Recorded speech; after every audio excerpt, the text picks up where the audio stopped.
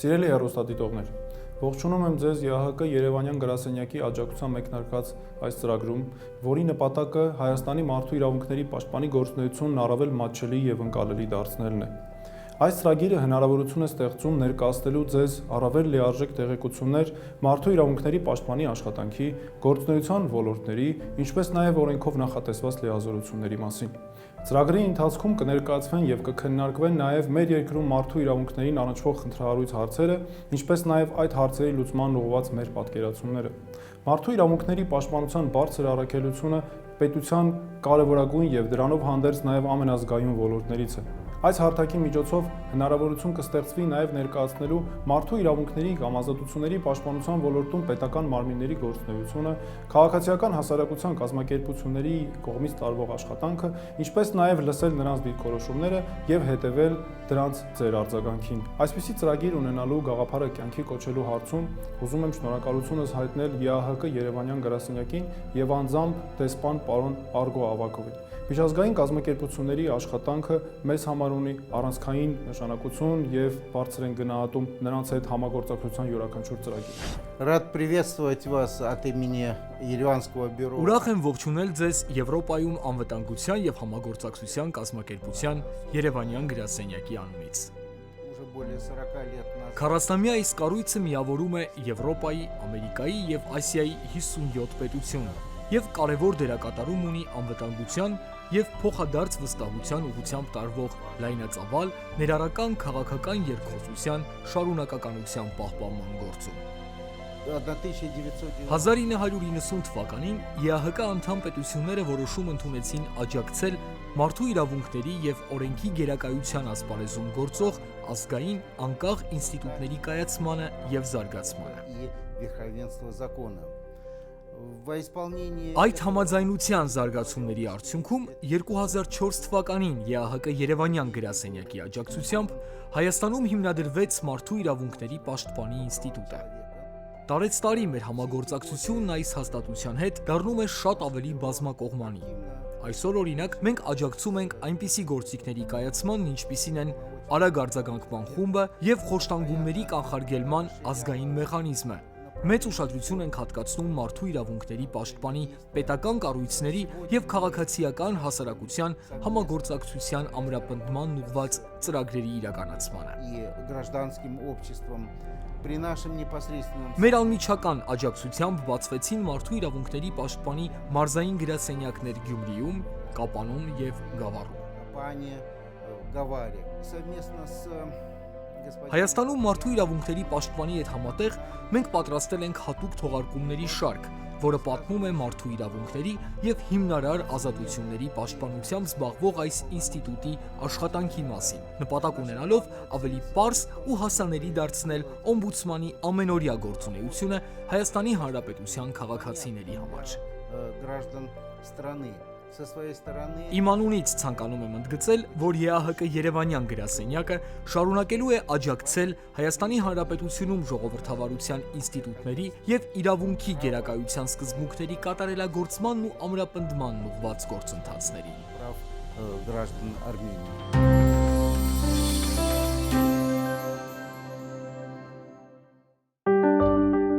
Մարդու իրավունքների պաշտպանի մասին Հայաստանի Հանրապետության գործող օրենքն ընդունվել է 2003 թվականի հոկտեմբերի 21-ին։ Փաստ, որն առանց չափազանցության կարելի է բեկումնային համարել Հայաստանում մարդու, մարդկանց խմբերի իրավունքների եւ ազատությունների պաշտպանության ոլորտում։ Այդ օրենքը թերիներ ուներ եւ այդ թերիները հիմնականում վերաբերում էր նրան, որ ինստիտուտը հիմնականում կազմավորվում էր նախագահի անմիջական ակտիվ միջամտությամբ եւ ոչ թե պարլամենտի, իսկ հիմնական լիազորություններից մեկը, որ կարող է դիմել սահմանադրական դատարան եւ բարձրացնել սահմանադրահիրավական վեճեր, հետաձգվեց օրենքով մինչեւ օմբուդսմենը սահմանադրությամբ կարող է սահմանադրական դատարան դիմող սուբյեկտ դառնալ։ 2003 թվականին ընդունված օրենքը հստակ սահմանում էր, որ պաշտպանը անկախ եւ անփոփոխելի պաշտոնատարանձ է, ով իրականացնում է պետական եւ տեղական ինքնակառավարման մարմինների ու պաշտոնատար անձանց կողմից մարդու խախտված իրավունքների եւ ազատությունների պաշտպանությունը։ Այս ձևակերպումը սահմանափակում էր Հայաստանում մարդու իրավունքների պաշտպանի ինստիտուտի ազդեցության շրջանակը, մինչդեռ ոլորտի ներկայացուցիչները պնդում էին, որ պաշտպանը պետք է գործ ունենա ոչ միայն մարդու, նրանց խմբերի արդեն իսկ խախտված իրավունքների փաստերի, այլ նաև դրանց կանխարգելման հետ։ Կարևոր բաց թողում էր եւ այն, որ պաշտպանի լիազորությունների շրջանակում էին մարդու իրավունքների խախտման միայն այն դեպքերը, որոնք արձանագրվում էին պետական եւ տեղական ինքնակառավարման մարմինների ու պաշտոնատար անձանց գործունեության տիրույթում։ Կարող ենք պայմանականորեն նույնիսկ բաժանել այսպիսի փուլերի մինչև 2003 թվականը, 2003 թվականի օրենքի ընդունումը, 2004-2006 թվականները, բայց արդեն 5-ից երբ սահմանադրական փոփոխությունները կայացան, 6-ից լիարժեք սկսեց գործել նոր սահմանադրություն, արդեն օմբուդսմանի ինստիտուտը նոր որակ ստացավ։ 2005 թվականի նոյեմբերի 27-ի հանրաքվեով ընդունված սահմանադրական փոփոխությունների արդյունքում սահմանվեցին մի շարք իրավանորմեր, որոնք ամրագրեցին մարդու իրավունքների պաշտպանի որպես սահմանադրական ինստիտուտի դերն ու կարևորությունը։ Սահմանադրությամբ ամրագրվեցին մարդու իրավունքների պաշտպանի անկախության եւ անձեռնմխելիության երաշխիքները։ Սահմանվեց պետական ու տեղական ինքնակառավարման մարմինների պաշտպանի հետ համագործակցելու պարտականությունը։ Նախատեսվեց ինչպես քրեական, այնպես էլ վարչական պատասխանատվություն պաշտպանի գործունեությունը խոչընդոտելու համար։ Մարդու իրավունքների պաշտպանը սահմանադրական մակարդակով դարձավ անկախ եւ անփոփոխելի պաշտոնատար անձ։ Մարդու իրավունքների պաշտպանի ինստիտուտի կայացման հզորացման ճանապարհին բեկումնային էր 2015 թվականը, երբ սահմանադրական փոփոխություններով ամրագրվեց, որ մարդու իրավունքների պաշտպանն անկախ պաշտոնատար անձ է, ով հետևում է պետական եւ տեղական ինքնակառավարման մարմինների ու պաշտոնատար անձանց, իսկ մարդու իրավունքների պաշտպանի մասին օրենքով սահմանված դեպքերում նաեւ կազմակերպությունների կողմից մարդու իրավունքների եւ ազատությունների պահպանմանը նպաստում է խախտված իրավունքների ու ազատությունների վերականգնմանը, իրավունքների ու ազատություններին առնչվող նորմատիվ իրավական ակտերի կատարելագործմանը։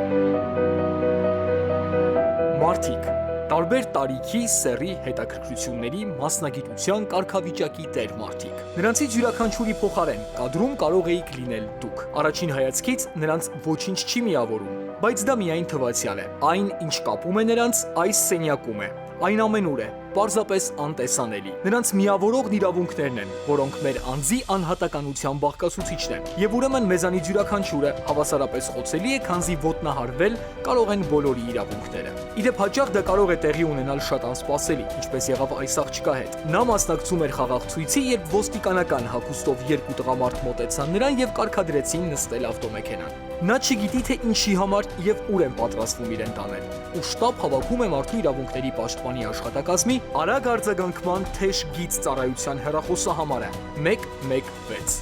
Արագ արձագանքման վարչությունը հավաքագրում եւ վերլուծում է թեժգից հեռախոսահամարին ստացված տեղեկությունները, ինչպես նաեւ թեժգից հեռախոսահամարի միջոցով ներկայացված մարդկանց իրավունքների եւ ազատությունների խախտման տվյալների հիման վրա իրականացնում է արագ արձագանքման այցեր պետական եւ տեղական ինքնակառավարման մարմիններ տեղում ընթացիկ խախտումները վերացնելու նպատակով։ Պաշտպանի աշխատակազմի արագ արձագանքման վարչությունն է։ Կառույցի թերևս ամենաօպերատիվ ճյուղը, ուր ամեն օր ընդունվում են մեկը մյուսից սկզբունքորեն տարբեր խնդիրներ վերհանող տասնյակ հեռախոսազանգեր, իրականացվում են անհապաղ այցեր։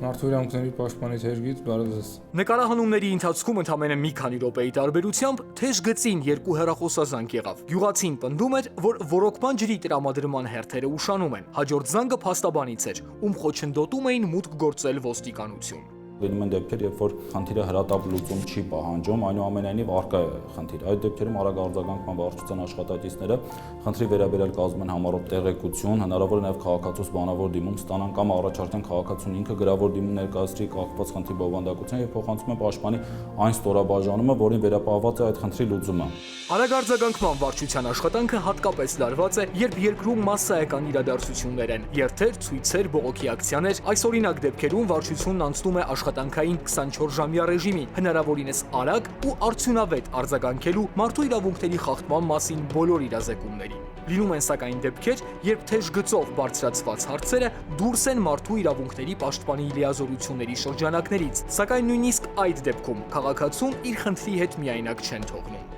Քաղաքացիները կարող են ահազանգ ներկայացնել, որ մասնավոր կազմակերպությունում իրենց անհարկե աշխատանքից ազատել են ամիսներով չեն վճարում իրենց աշխատավարձերը։ Լինում են դեպքեր, երբ քաղաքացիները ահազանգ են ներկայացնում, որ օրինակ իրենց բազմաբնակարան շենքի նկուղային հարկում գործող գիշերային ակումբի ձայնը բարձր է։ Նման դեպքերում մարդու իրավունքների արագ արձագանքման վարչության աշխատակիցները քաղաքացիներին տրամադրում են խորհրդատվություն, նշելով, թե որ պետական մարմին կարող են դիմել իրենց բարձրացված խնդիրները լուծելու համար։ Անպայման նշում ենք, որ եթե պետական մարմինը չլուծի իրենց բարձրացված խնդիրը, այդ դեպքում արդեն կարող են պետական մարմնի դեմ բողոք ներկայացնել մարդու իրավունքների պաշտպանին։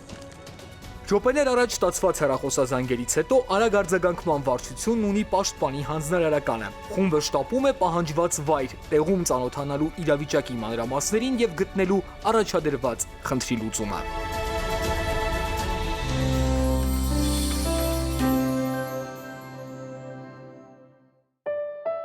Քաղաքակիրթ աշխարհում ոտնահարված իրավունքների վերականգնման նպատակով փաստաբանի ծառայությանը դիմելը միանգամայն օրինաչափ է։ Լինում են սակայն դեպքեր, երբ նույնիսկ պրոֆեսիոնալը հարցի լուծումը չի տեսնում։ Երբեմն նաև այն պատճառով, որ խնդրին առնչվող օրենք տվյալ երկրում պարզապես գոյություն չունի։ Ահա մի վառ օրինակ։ Փաստաբանին դիմել է քաղաքացի, ով տևական ժամանակ իբրև կամավոր աշխատել է X կառույցում։ Այժմ պնդում է, որ իր իրավունքները ոտնահարվել են եւ ցանկանում է դատարան դիմել։ Մեր երկրում կամավորի մասին օրենք գոյություն չունի, իսկ աշխատանքային օրենսգիրքը կամավորական աշխատանքը չի կարգավորում։ Հանգամանքներ, որոնք կապում են փաստաբանի ձեռքերը։ Նա դիմում է գրում Հայաստանում մարդու իրավունքների պաշտպանին, խնդրելով համապատասխան օրենքի անհրաժեշտության հարցը բարձրացնել համապատասխան ատյաններում։ Քաղաքացիները կարող են դիմել մարդու իրավունքների պաշտպանին, եթե գտնում են, որ օրենքների մեջ կան խնդիրներ, այսինքն օրենք, ենթաօրենսդրական ակտ հակասություն կամ օրինակ օրենքը որևէ հարց չի կարգավորում, այսինքն օրենսդրական բաց։ Ինչ ենք անում այս դեպքում։ Մենք ուսումնասիրում ենք դիմումը,